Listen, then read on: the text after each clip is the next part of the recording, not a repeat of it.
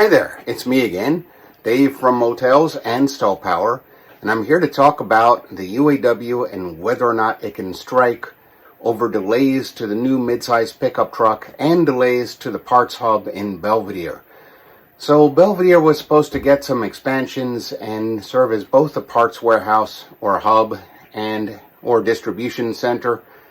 When I worked at Pathmark, they'd slap you if you used the word warehouse. It was a distribution center. We don't store stuff here, we ship it out. With the midsize pickup apparently now either on hold or on development delay, it's going to take a bit longer before that plant gets put back into use. They were already talking 2027, now they're talking 2028 and beyond, and that's bad, partly because the union contract expires in 2028.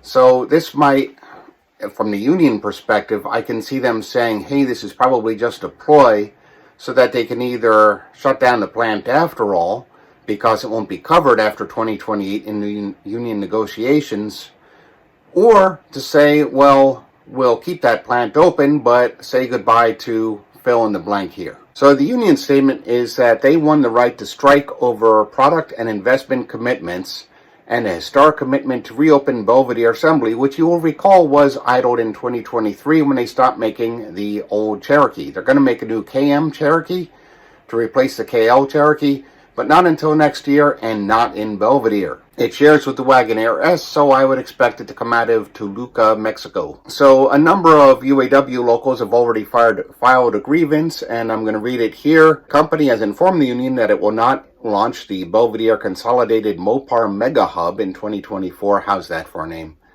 It will not begin stamping for the Mega Hub in 2025, and will not start making a midsize truck in Belvidere in 2027.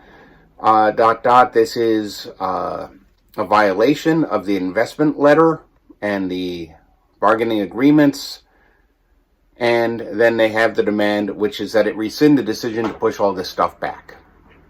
So I'm shortening a lot of legal terms, which you can read online. We have them in the stellpower.com article, which I'll link at the end of this video. But Stellantis, obviously, and as you would guess, disagrees. And Stellantis' disagreement says that it's critical that investments are aligned with market conditions and their ability. Really, they are saying that they have to keep production in line with the market. Okay, that makes sense. Therefore, it confirms it told the UAW that plans for Belvidere will be delayed, but it firmly stands by its commitment. So what they're saying here is that they will have the truck, it's just delayed, and we're not just going to use it as a negotiating ploy. And the company is committed to engaging with the union on a productive, respectful, and forward-looking dialogue. The company has not violated the commitments made in the investment letter and strongly objects to the union's accusations. In fact, the UAW agreed to language that expressly allows the company to modify product investments at employment levels.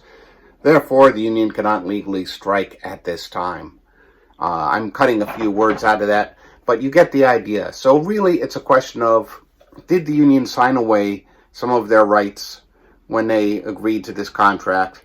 Or is the reopening of the plant non-negotiable? That's really the big question. I don't have an answer. Apparently, if you go by the union and company statements, there's some conflict. So the question is whether somebody who is a labor lawyer will jump in and give us their opinion, or more likely, eventually, a judge or the National Labor Relations Board will pop in with their opinion.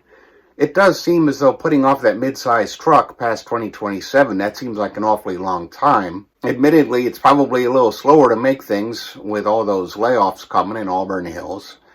And there's a chance that what they're thinking about is holding on the truck, holding off production of the truck until the battery electric version can use that new solid-state technology or the other battery chemistries that Stellantis has a share in developing, or a share in the companies that are developing, which would give it a much better range and much better weight and possibly a much lower price.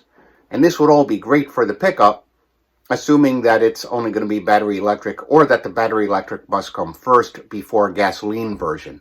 And it's possible that if they weren't considering a gasoline version and now they are, that would also account for the delay. So there's good reasons for this to be an honest issue on Stellantis' side, But on the other hand, I'm sure that you can see the reasons why the union would be concerned. I'll see you soon, I hope.